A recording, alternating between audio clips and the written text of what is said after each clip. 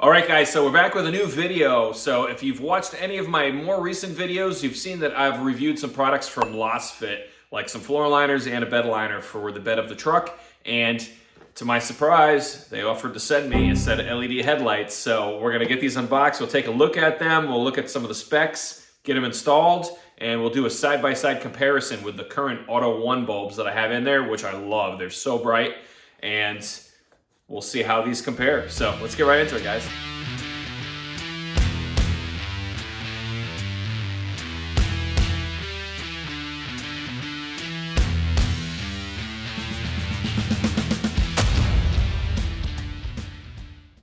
All right, so this is what their box looks like. It's pretty nice, and we'll look at some of the specs here in the back. 9 to 16 volt, obviously most cars are 12 volt.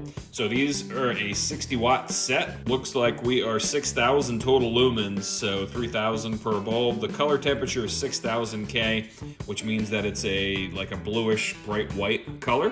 1 year warranty, and this actually comes with the high and low beams. So we're gonna unbox this.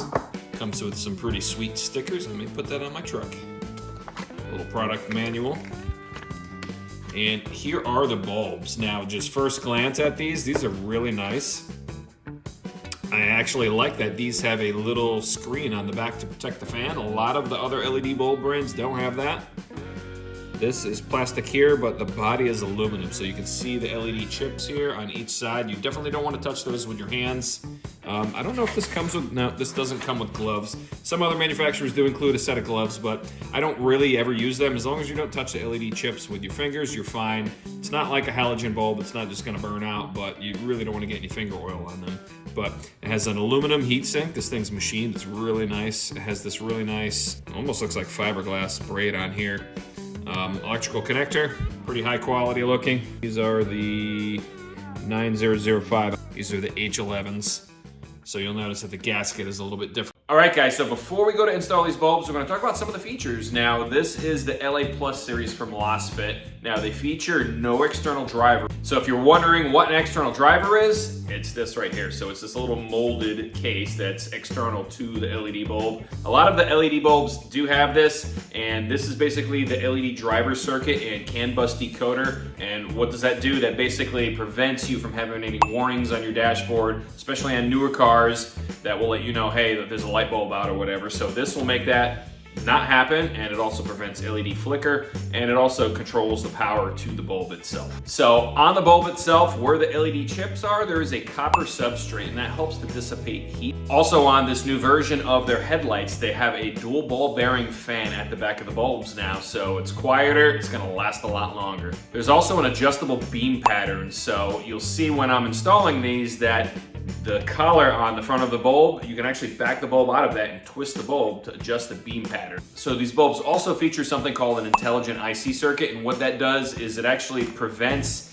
the bulb from overheating. It controls that, and it prevents premature failure. So these bulbs also feature a non-polarity design. So what that is you can plug that bulb in either way on your existing wiring harness, and it doesn't matter. The bulb's gonna work no matter what. You don't have to figure out which is positive and which is negative. That's really cool. But really nice. I like the little guard.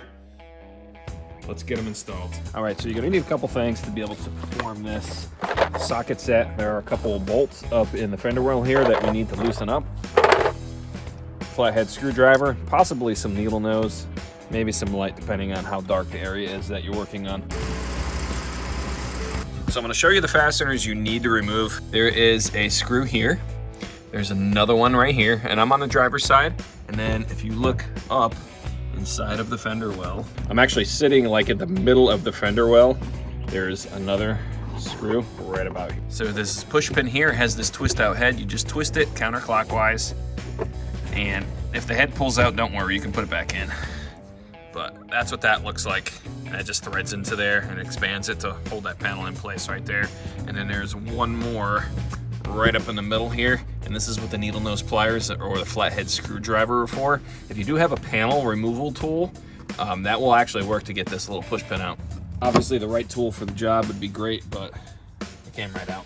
So the small fasteners that are remaining are 7/32, and like if you have an impact drive or something like that, that would definitely speed this process up, but a ratchet is just fine. There's one right above it too. then there's the one in the middle top here. You're like, oh, why do I need to take that out? Well, you can actually force the liner over and out of the way enough where you're not going to be swearing when you're trying to change the headlights, because it is a little tight in there.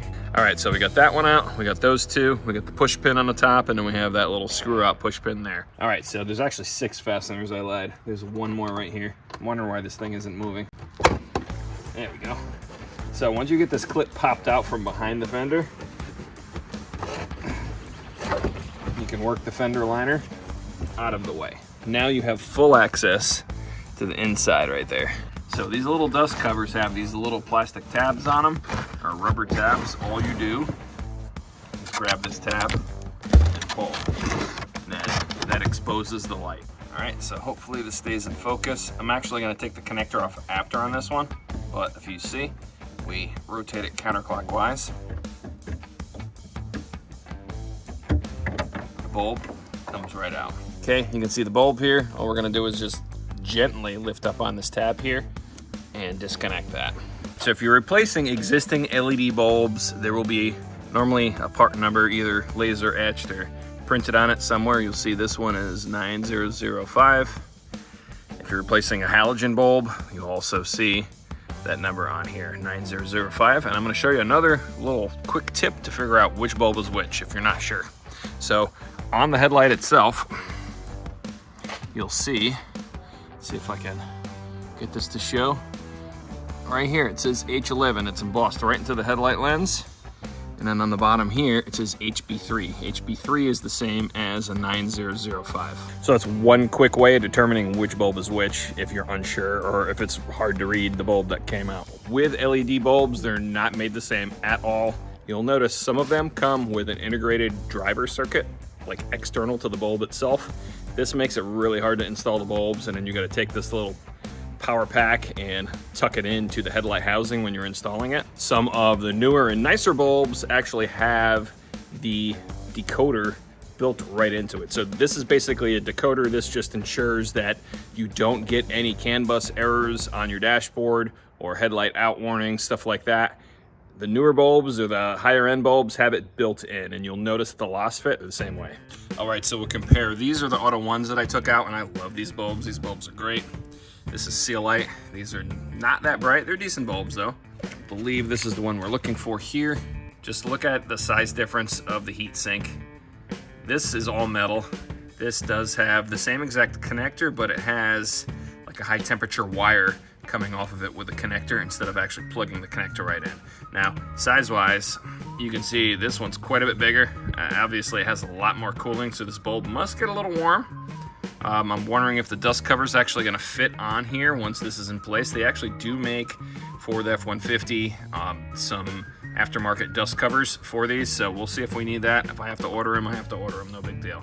When you go to put the bulbs back in, you want to not drop them like that. All right, so when you go to put the new bulb in, you want the wire, or where the connector is, at about 5 o'clock, and then you press in and turn it. And it snaps in place, and then all we simply do after that is take that connector, put it in like that. Now the bulb should click when you put it in, and if you want to double check, one way to tell if it's installed properly is for these style bulbs, that blade will be straight up and down. All right, so we have the low beam installed. We made sure that it snapped in place. We have to put the dust cover on. What we're gonna do now is we're gonna take these wires, we're gonna tuck them in, and they should fit right in there. You just wanna make sure they're not sitting on the back of the fan and the heat sink. And we're gonna reinstall the dust cap. The dust cap actually looks like it's gonna fit. So the dust cap just simply, it's a pain to get installed sometimes. It actually fits in this little groove here, but once you get it started, all you have to do is work it all the way around and it snaps in place. Pull that dust cap off. This is the one that may have the issue with the dust cap. All right, so we have our wire connector. This one actually does have an external driver on it. We're gonna turn that counterclockwise, pull the bulb out, and the wire is actually pretty long here. So we're gonna press on this tab and just pull the connector out. Very similar in size. This one actually doesn't stick out as far, so I may be able to get the dust cap back on. I want to show you one thing real quick before we install this. This little collar right here, there's a tab on here that catches this tab on the inside here. All right, once this is in, you want to make sure that you're pressing this in really good. Otherwise, it just spins. And what this actually does, this allows you to actually adjust the angle of the beam from side to side, not up and down. I'll show you how to adjust that too. We're connected in. See the wires coming out of the bottom. We're just gonna connect our wire from the headlight harness to the wire on the bulb. All right, we're clicked in place. And all we simply do is just tuck that back into the headlight housing again, and then put our dust cap on again. All right, now that we have both bulbs installed, we're gonna pull our little shop light out of here. Just make sure that that's all popped in back into place. And then all we have to do now is reinstall all 6 fasteners.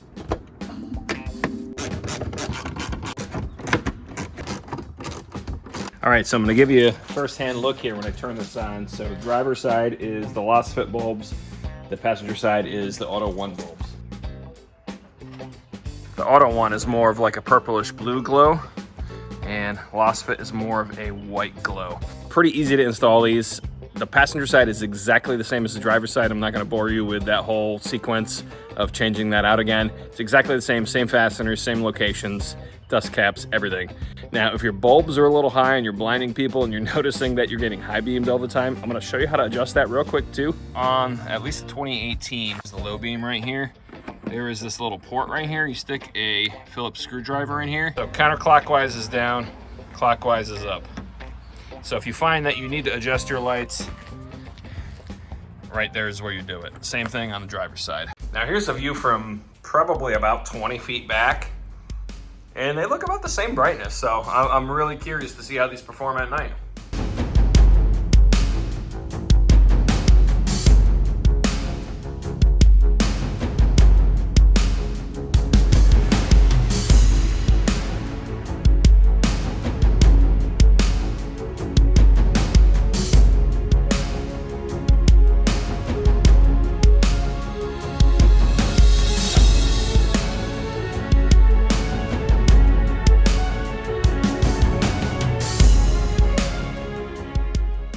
All right, guys, so wrapping up this video. I've had these bulbs in for a few days now. I'm extremely impressed. They're really bright, as you could see from the video. It's really dark around my area because we don't have a lot of street lights. And with deer running around and stuff at night, like, you don't want to hit a deer going 30 miles an hour down the road. These things light up both sides of the road, hundreds of feet down. They work really well. I'm impressed with them. So thank you, Lasfit, for sending me these bulbs. If you guys are interested in purchasing these and getting rid of those ugly, dim halogen bulbs, or even replacing some other LED bulbs that maybe are not performing as good as the ones that are in this video, check out the link in the description. Check out this code right here. You get some money off. Thanks for watching. Don't forget to like and subscribe. Check out my other DIY content. Until next time.